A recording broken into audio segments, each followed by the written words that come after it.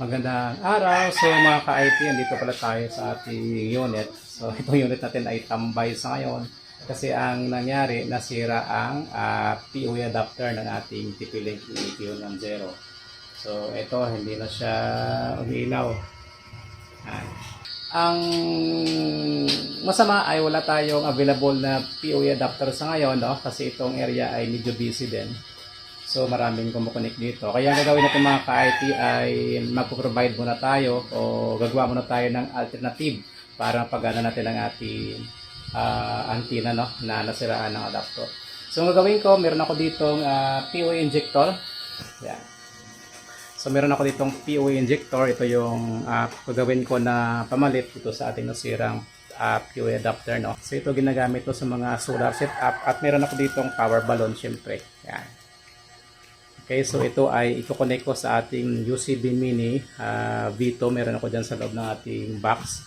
So i-connect ko to sa 12 volts output and then papunta dito sa ating POE injector. And then dito sa ating POE injector ay dito natin i-connect yung ating TP-Link EP110. So tingnan natin itong ating gagawin, no, para mapagana natin itong ating antenna. Yan, kasi sayang yung mga araw na walang kita ang ating piso Wi-Fi. So as of now, yun nga, since na wala tayong pamalit na POE adapter, ito yung ating alternative. Alright, so gagawin ko muna and then tingnan natin. Alright, so buksan muna natin ang ating piso Wi-Fi. So nasa magkano kaya yung laman nito kasi nakatambay. Ayan, oh. Wow, so marami-rami rin. So, abot siguro ito ng 3K.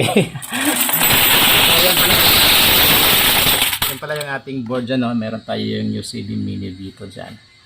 Alright, so tingnan natin mga ka-IT, no, kung paano natin paganahin ang ating antenna gamit ang ating POE injector. Okay, so ito yung ating power balloon. So dito ko siya i-connect, no, sa may 12 volts. Ito 12 volts ito.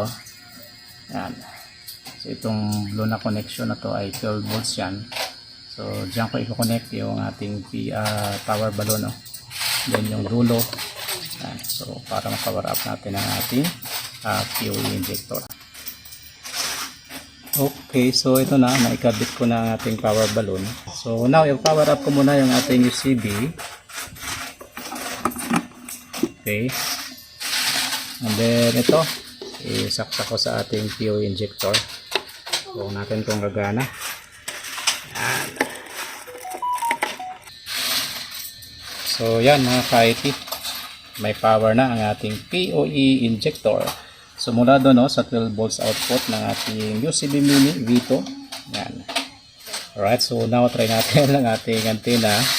So maganda to para hindi na tayo bumili ng panibagong adapter o POE adapter. Okay, so yan na mga ka-IT, pinix na lang natin, no? So ito yung para sa ating POE. Yan yung punta sa ating antenna. Ito yung papunta sa ating USB to LAN. Ayun, yung ating USB to LAN natin. Yan, so blinking na. So now try natin na connect kung okay na ba. So tingnan natin. So yung SSID pala dito ay yan, Shinkai piso Wi-Fi. So yung mga ka-ITO, connected na nga yung cellphone. Yan, no? So gumagana, no? Working yung ating ginawa. So try natin kung mabubuksan natin yung portal. Okay, so pasensya na, medyo madilim dito sa bahay ng ating client. Yan. Okay, so yan, working na mga ka-IT. Alright. So meron pang time, 105 pala itong cellphone. So ito naka-voucher to. Okay, so tayo natin mag-YouTube. Ito yung bagong upload natin. Yan. Okay, so working na ulit. Alright, so working ang ating alternative para sa ating nasira na POE adapter ng ating TP-Link. So yon, ginamit natin POE injector. Okay, so pinabit natin yan sa 12 volts output ng ating UCB Mini version 2. Ito siya. And currently, yan, playing ang ating YouTube. So skip natin. Yan. Okay na okay. So, working na ulit ang ating Piso Wi-Fi. Alright. So, okay na ulit ang ating Piso Wi-Fi. So, sa mga kaitin natin dyan, no, pag nasira ang inyong POE adapter, ay for example, itong ating TP-Link, no, saka yung Compass mo natin, ay ito yung best alternative natin. Okay, so para hindi na tayo bumili ng panibago kasi ito mga nasa 600 to 800 plus. Ayan, so yung gamit natin, POE injector, at napagana natin ulit ang ating antenna.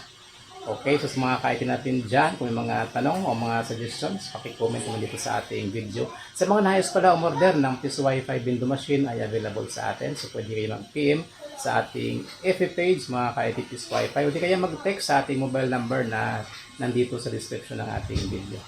Alright, so sa mga bago dyan, huwag kalimutan mag-like and mag-subscribe na dito sa ating YouTube channel.